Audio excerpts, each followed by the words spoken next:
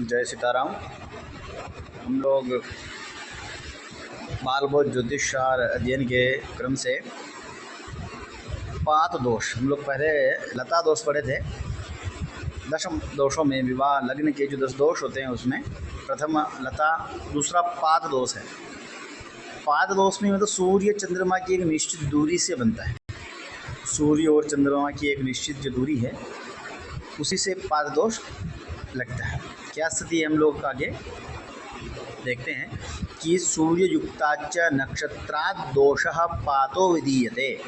मगा आश्लेषा चित्रा च सानुराधा च रेवती श्रवणोऽपि च षट्कोऽयं पात दोषो निगद्यते।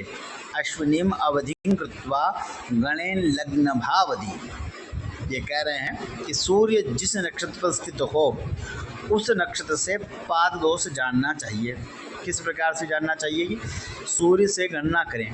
सूर्य जिस नक्षत्र पर हो और रेखा खींचते जाए, जहाँ मगा आश्लेषा चित्रा अनुराधा रेवती श्रवण ये 6 नक्षत्रों की गणना जहाँ आ जाए, जो संख्या आ जाए उस रेखा को तिरछी लिखिए, वह संख्या लिख ले। हाँ, फिर 28 नक्षत्रों की रेखा लिखकर अश्विनी से वह संख्या गिने जो सूर्य नक्षत्र से वर्तमान यानी लग्न नक्षत्र तक जो संख्या हो वह गिने।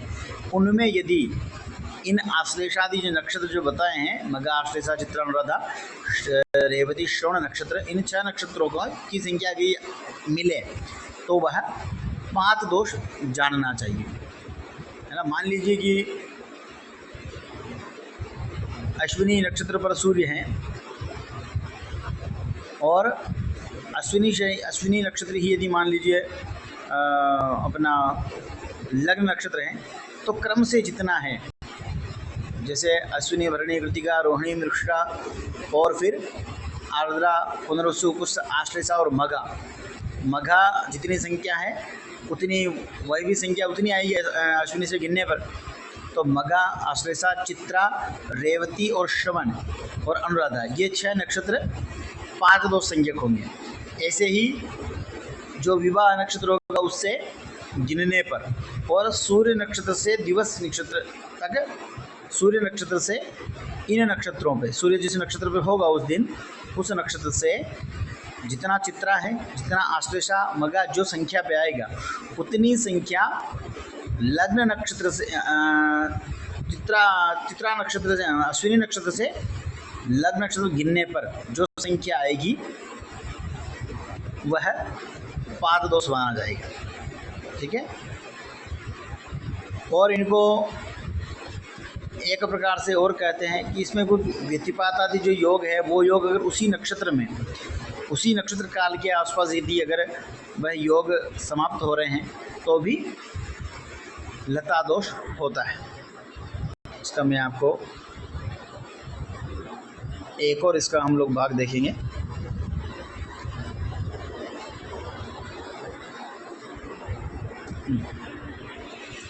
कि हर्षण वैद्युति साध्य व्यतिपातक गंड शूल योगान अन्ते यन्नक्षत्रम पातेन निपातितम तस्यात्। कह रहे हैं कि हर्षण, वैद्युति, साध्य, व्यतिपात और गंड शूल यह योग जिस नक्षत्र के, जब नक्षत्र उसी नक्षत्र के दिन उस नक्षत्र की समाप्ति के आसपास यदि समाप्त होते हो तो वह पात दोष है। यह भी सेम ही, दोनों विधियां हैं पात योग के लिए कि हर्षण, वैद्युति, साध्य, व्यतिपात और गंड शूल योग जिस नक्षत्र समाप्ति काल के आसपास यदि ये योग भी समाप्त होते हो उससे पहले, नक्षत्र से थोड़े पहले यदि यह समाप्त होते हो योग तो भी वह पात दोष माना जाता है। अस्तु। और बाकी सूर्य और वह भी वहाँ भी गणना करने पर सूर्य जिस नक्षत्र में हो उससे गणना करके जहाँ पर चित्रा इत्यादि जो नक्षत्र आए उन संख्या में फिर अश्विनी से गिनने पर जो संख्या आए उस संख्या पर पात दोष होता है, ऐसा विचार करना चाहिए। फिर आगे युति दोष के बारे में पात के बाद में युति दोष। यत्र राशो भवेत् चंद्रो ग्रहस्तत्र गदा भवेत् युति दोषस्तदाज्ञेयो विना शुक्रम शुभाशुभाः। अब कह रहे हैं कि जिस राशि का चंद्रमा हो, जिस राशि पर चंद्रमा हो, उस राशि पर कोई और ग्रह स्थित हो तो वह युति दोष कहना चाहिए। और इसमें बिना शुक्र, यदि शुक्र के साथ चंद्रमा हो, हाँ, कोई भी पाप ग्रह शुक्र हो तो युति दोष होता है। शुक्र के साथ यदि चंद्र के साथ यदि शुक्र और पाप ग्रह हो तो वहाँ युति का परिहार होता है, युति दोष का। और यदि शुक्र साथ में नहीं हो और कोई पाप ग्रह ना सूर्य, मंगल, शनि इत्यादि यदि पाप ग्रह हो, पाप युक्त बुध, ये पाप ग्रह जो माने गए हैं, तो इन पाप ग्रह की युति होने पर वह युति दोष जाना जाता है। ठीक है, उसी एक ही राशि में। वैसा ही वेद में भी वही विचार है। वेद को भी पढ़ लेते हैं कि एक रेखा स्थिर वेदो दिननाथादिभिर्ग्रही विवाहे तत्र मासे तो न जीवति कदाचन। एक रेखा में सूर्य आदि ग्रह हो, एक रेखा में कोई पाप ग्रह, यानी जिस नक्षत्र का विवाह है और उसी नक्षत्र में यदि उसी नक्षत्र की जो पंचशलाका बनती है, पंचशलाका 5 जो हम लोग पिछले जो कक्षा थी उसमें जो चित्र बना हुआ था, 5 रेखा खड़ी और 5 आड़ी, फिर 2-2 कोनों पर 2-2 नक्षत्र, 2 रेखाएं 2-2 कोनों पर, प्रत्येक कोने पे 2 रेखा, ऐसा करिए पंचशलाका जो